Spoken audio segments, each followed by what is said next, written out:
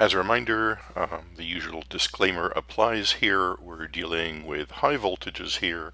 We're dealing with vacuum tubes which present a risk of implosion. All of these can be hazardous or lethal, so if you're doing in any of this on your own, you're doing so entirely at your own risk. So I've started restoration on a piece of equipment that is non-functional, meaning I can't turn it on. I can't even plug it in because it doesn't have a line cord anymore. But I need to know in roughly what shape it is. And it turns out it has one of these things in it. You probably recognize this. This is known as a magic eye tube, also known as a 1629. This one's made by RCA.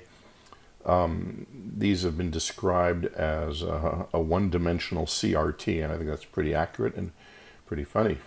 But I don't know what shape this thing's in, and frankly, without this, this is a good part of the value of the piece of equipment, and so I need to know what shape it's in. And so, how do I test this?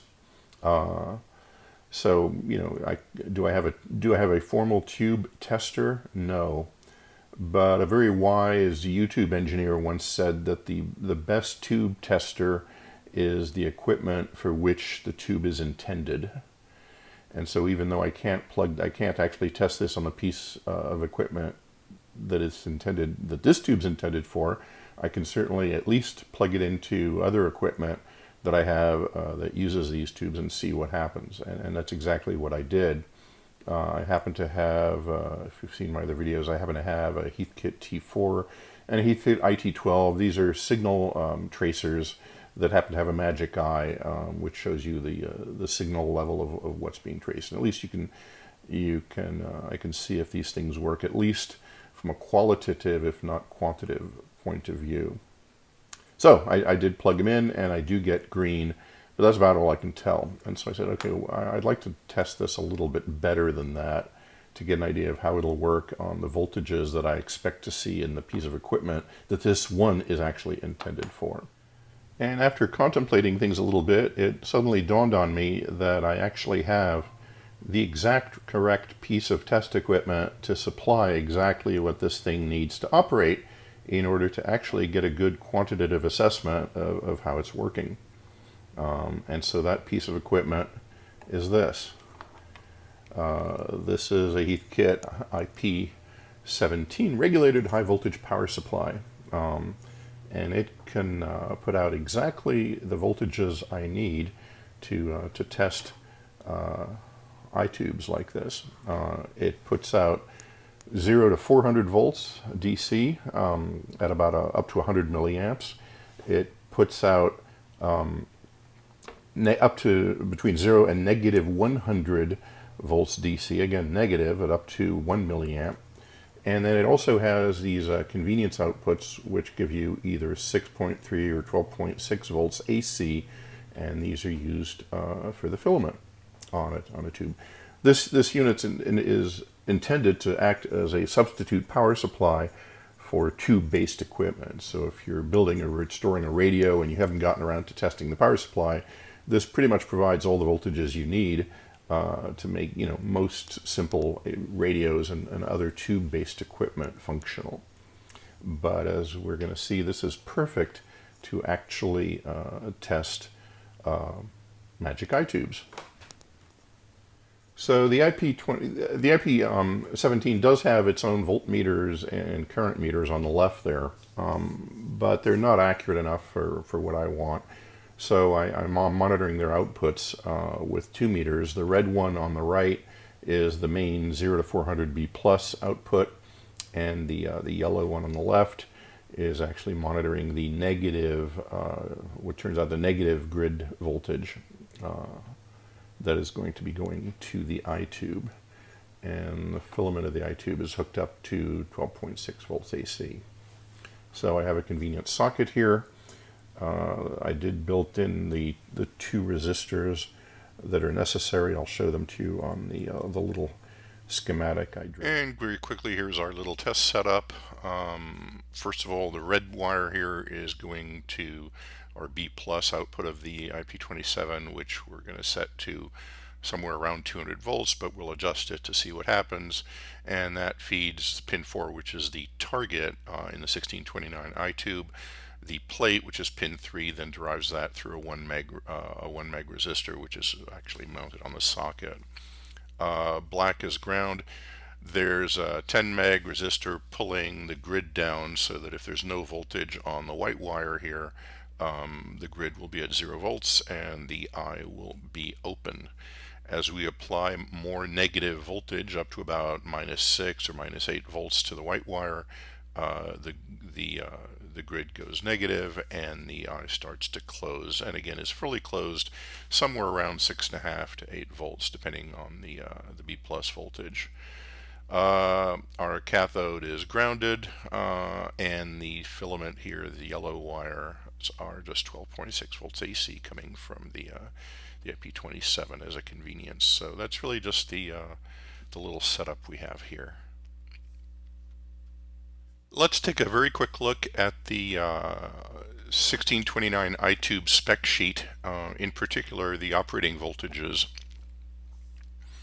And so here we see that the maximum operating voltage to the plate and target, and by the way, I'm going to use those two interchangeably, even though technically the voltage you're feeding it goes to the target, and then the plate voltage is derived from that via 1 meg resistor. So, but anyway, the absolute maximum 250 volts listed, and then down here they show that you can operate it perhaps at 200 volts or 250 volts.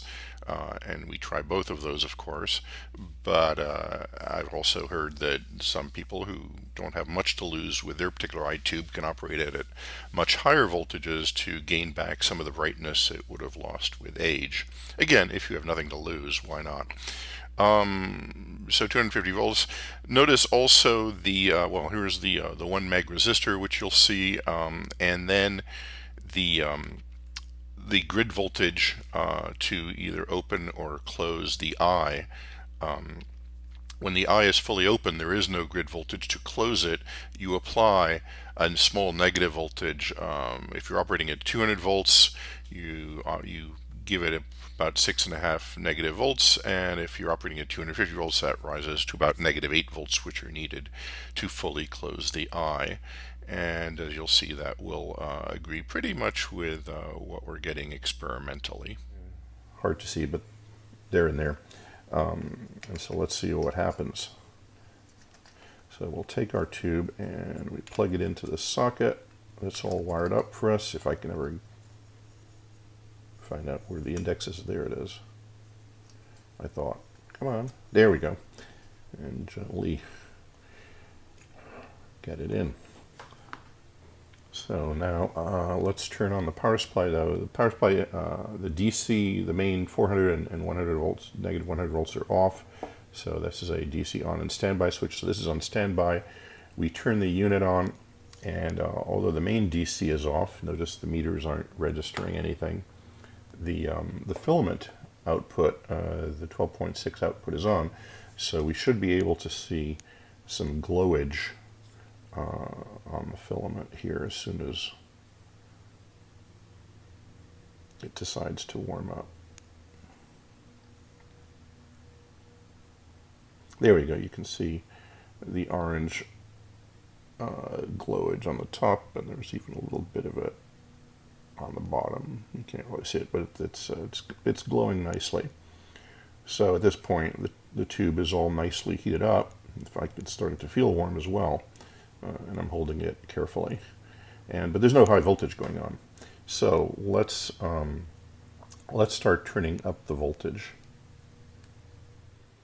I've turned down the exposure on the camera so we can get better contrast as we see what we see on the iTube. So I'm going to start by bringing up the main plate voltage on the iTube.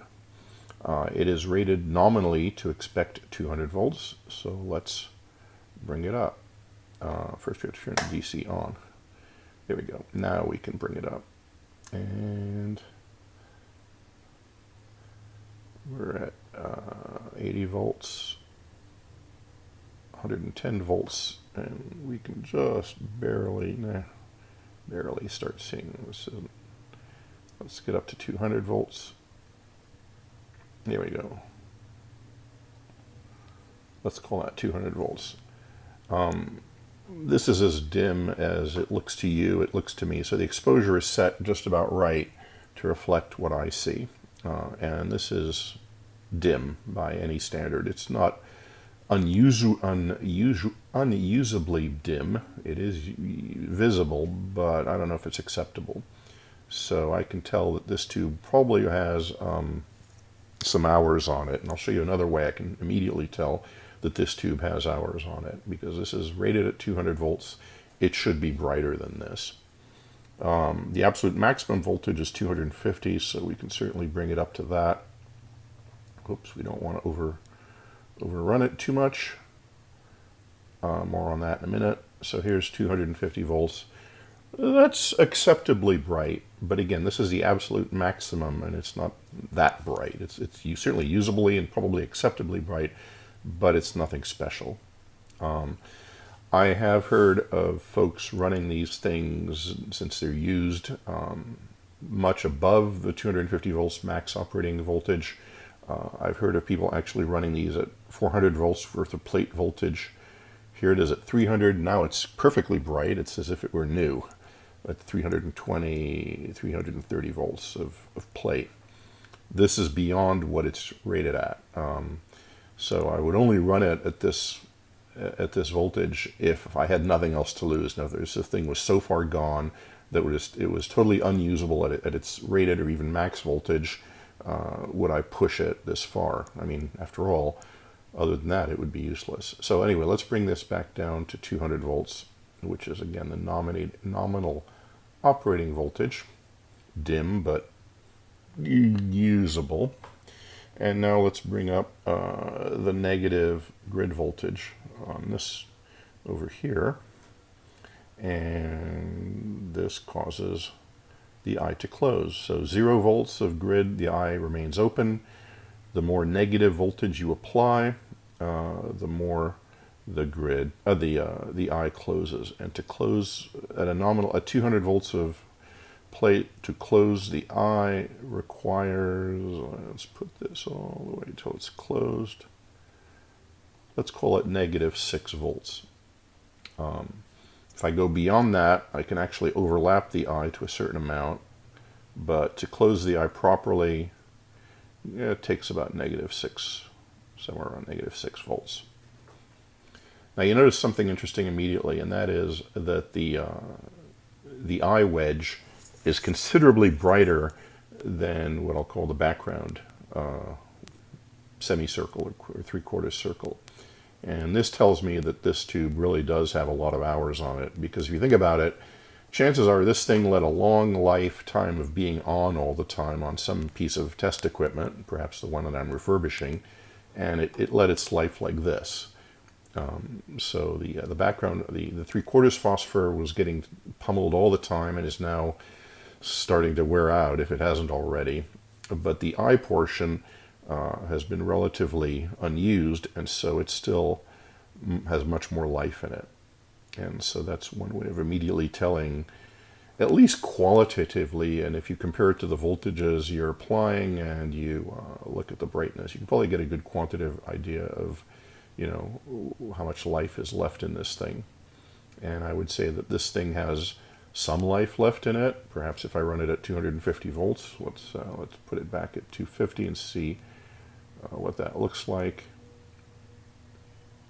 There we go. Yeah, by the way, at 250, it takes a little bit more voltage to close the eye. Here we go. It's -7 volts closes the eye. Again, at this voltage, it's quite usable. If you don't mind the eye being brighter than the surround, it will do its job. And as varying voltages are applied, it does what you expect it to. But I foresee a short future for this, but we'll see. I'll probably keep it and use it. But I might have to adjust its operating voltage or tweak it just a little bit higher than 250, let's say. I don't think that'll hurt it any more than it's hurt already. So I might run it at 300 volts, and that actually gets me something perfectly nice and beautiful and usable. Will it shorten its life a bit, or what's left of its life? Yeah, probably, because I'm running it beyond its maximum rated. But at this point, we don't have much more to lose.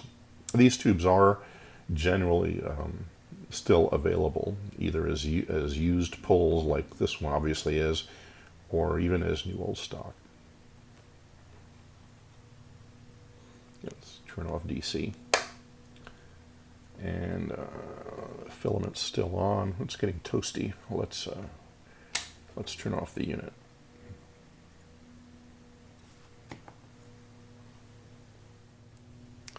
By the way, this goes without saying, but to remove one of these from its socket, don't pull on the glass, don't even rock the glass. Handle it by the base, because if you handle it by the tube will separate from the base, and that's just bad news. This happens to be a brand new ceramic socket, so it's holding on pretty tight. And here is the way to remove it properly, and that is, of course, make sure the power is off. It is. Stick a screwdriver and very gently on this side and on this side and back over here, pry up, and before you know it, the socket comes right off. So just in order to compare, I decided to go out and buy a new old stock 1629, so presumably unused.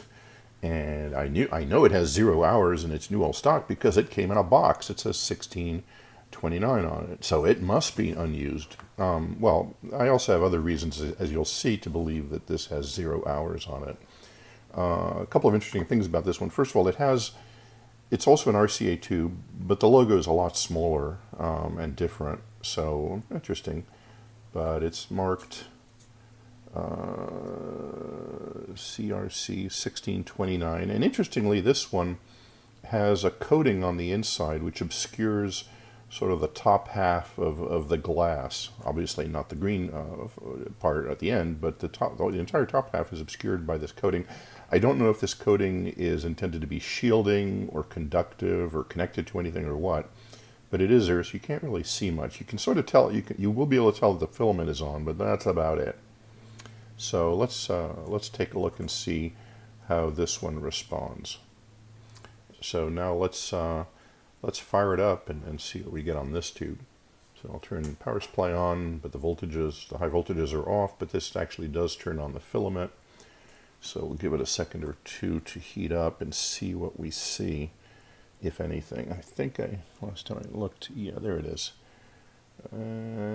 Exposure's kind of dim, but maybe you can.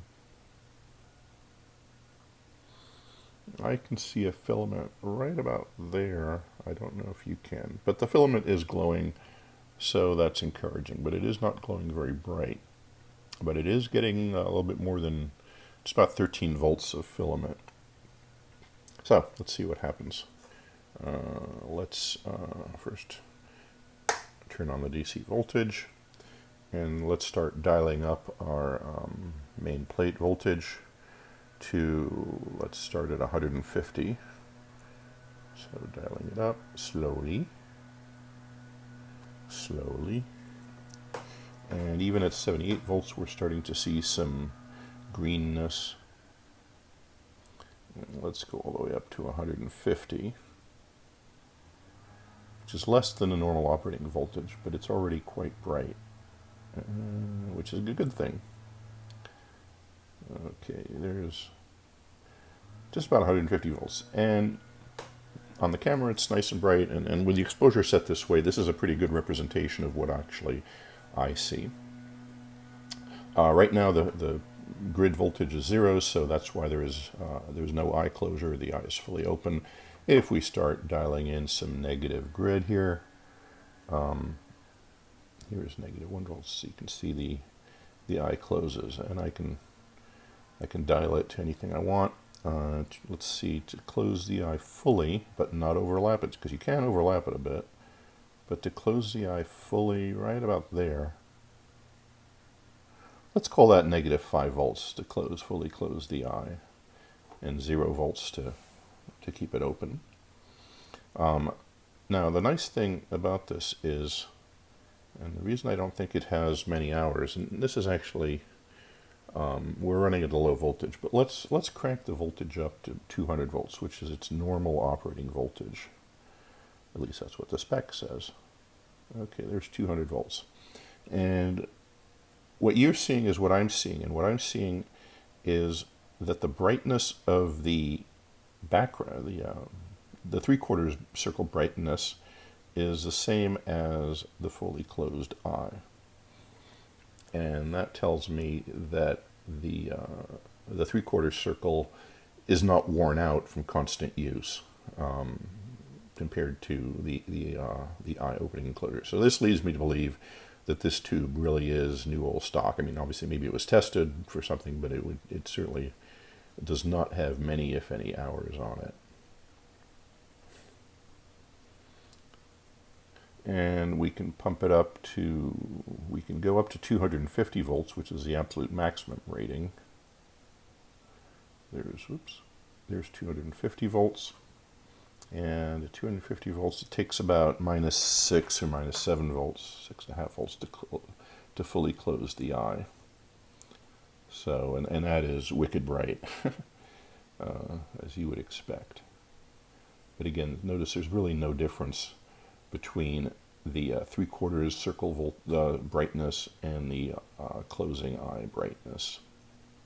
When it's fully closed, it looks perfectly uniform. So back down to 200 volts. Because we don't want to stress this guy in any way. There's 200 volts roughly, and yep, looks beautiful. Yep, we'll turn that off. And turn off the filament.